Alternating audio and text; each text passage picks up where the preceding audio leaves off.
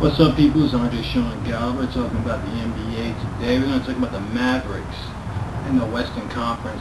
I say the Mavericks in the Western Conference because I think the Mavericks is going to finish number one, and the reason is not necessarily because they're going to be the best team in the Western Conference, but because you know that Avery Johnson is going to be a taskmaster with that team, and they're going to have to play hard every single night. And Popovich is one of these guys. He doesn't really care that much about the regular season. The regular season is like a long practice for the playoffs for the San Antonio Spurs. That's the way they do things, and you got to respect the way they handle it. I mean, listen, they get results. That team has been together for some time. The chemistry is impeccable. They know exactly what they're doing and how to do it. So all year they're just trying to refine some things and work on some things, and it creates a perfect team going into the playoffs. So they're not going to have a great regular season record. The Western Conference, night in, night out, is going to be very competitive. They're not going to have a great regular season record. They're not going to play Tim Duncan big minutes. They're not going to play Manu Ginobili big minutes. They're not going to play Parker big minutes. Parker played over the summer for his French national team, so you know he's going to be a little tired going into this season. Popovich knows that as well. So San Antonio is going to be ready come playoff time, but during the regular season they're not going to be fighting for that number one seed. The Rockets, on the other hand, is a team that all year long they're going to be looking to establish themselves as the team to beat in the Western Conference, and they're very much improved, and we're going to talk about the Rockets later. But back to the Mavericks. You know, they made a couple key additions over the offseason, made a change in their starting lineup. I think is going to yield some benefits for them too. By adding Eddie Jones and Trent Hassell. Trent Hassell, there was a little known trade that happened a few weeks ago with Greg Buckner for Trent Hassell. Buckner himself is a good defensive player, but Hassell's a little bit bigger, a little bit longer. I shouldn't say bigger, he's a little bit taller, a little bit longer. And I think that those two signings, Eddie Jones and that Hassell trade, makes them more versatile defensively.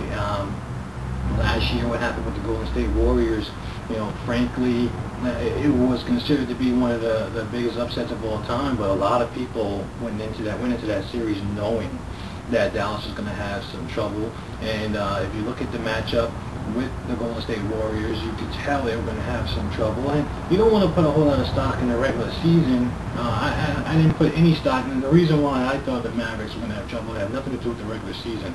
It's just about matchups. The NBA is about matchups, bottom line. And Golden State matched up really well. Golden State has some tall, long defenders, and they're very quick on offense, and the Mavericks couldn't match up.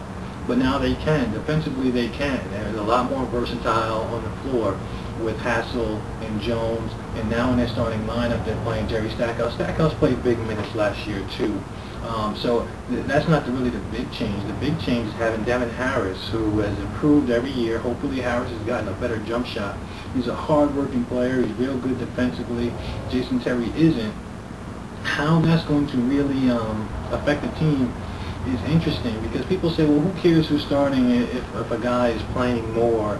Jason Terry really produced on the offensive end last year. He's a clutch player. He's not afraid. But starting the game off and setting the tone defensively the way Devin Harris can do, and having Jerry Stackhouse, a bigger shooting guard, going out there and setting the tone from the two-guard position defensively, and also offensively being able to take a lot of two guards in the post. And I think that's a big deal too. It makes them a bigger team, it makes them a stronger team, and makes them a better defensive team with Josh Howard as small forward. And you always have the option of putting Dirk Nowitzki at power forward, at center position, and playing another big guard at the power forward spot. You look at a guy like Josh Howard, who averaged about 7 rebounds a game last year. You know, this guy can, he can play the power forward position against a lot of teams in the Western Conference for short spells during the game. So that signing gives them a lot of versatility off the bench. Devin George was a failure for them last year. He played with a lot of injury, but I thought he was going to play better for them. He's a pretty decent defensive player. But he didn't really show himself to really contribute, to be a major contributor on that team. And I think he's kind of, because of that bad loss, he's kind of fallen out of favor. I believe Eddie Jones and Trent Hassell are going to play more minutes over the course of the season or in the playoffs than Devin George. Devin George is a much better outside shooter than Trent Hassel. Eddie Jones can knock down the outside jump shot. The Mavericks have so much versatility, and we have so many players that are willing to go out there and sacrifice their games for the betterment of the team. And you know Avery Johnson's going to have this team going out there every night, working hard and trying to get back to the playoffs. If it was any other team, I'd be worried about complacency with a team that lost in the first round, just because that team doesn't want to do anything but get back to the playoffs, and they can't wait to get back to the playoffs. And sometimes you look too far ahead in that scenario. If you're a team like that, take a bad loss, it's hard to get up for the Milwaukee Bucks in November when you take a playoff loss like that. But Avery Johnson is going to have that team ready to go every night. They're going to be whipping butt, playing hard. Up front, however, they still have Dampier and Ja. But they have a bunch of young big men up front who should be primed and ready to play and contribute.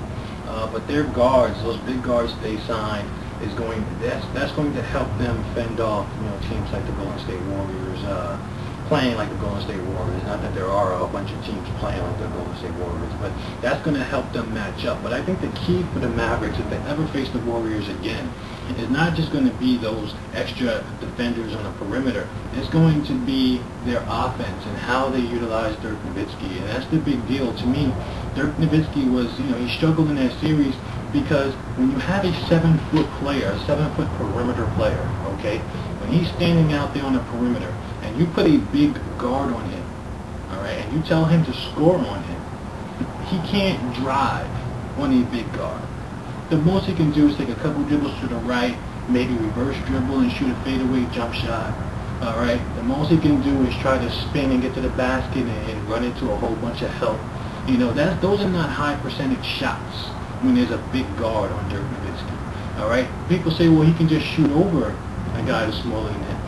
A big guard with athleticism can get a hand in the 7-footer's face who's trying to shoot a jump shot, if they know that's what he wants to do, because they kind of want him to try to drive the ball, because he's not going to be able to get past a quick guard. So they kind of want him to drive it. So they're going to be up in his face, up in his shorts, taking away that jump shot.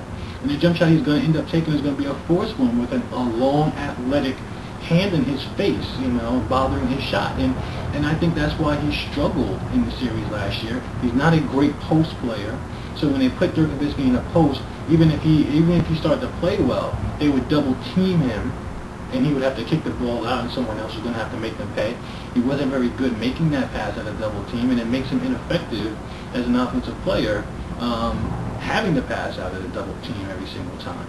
Another thing with Dirk Nowitzki, or the Mavericks, I should say, what they should start to do is to try to establish something in the post offensively. It's easy for them to establish something on the perimeter offensively, but they need to establish something in the post outside of Dirk Nowitzki. It's easy to say that Dirk Nowitzki needs to get better in the post. That's fine.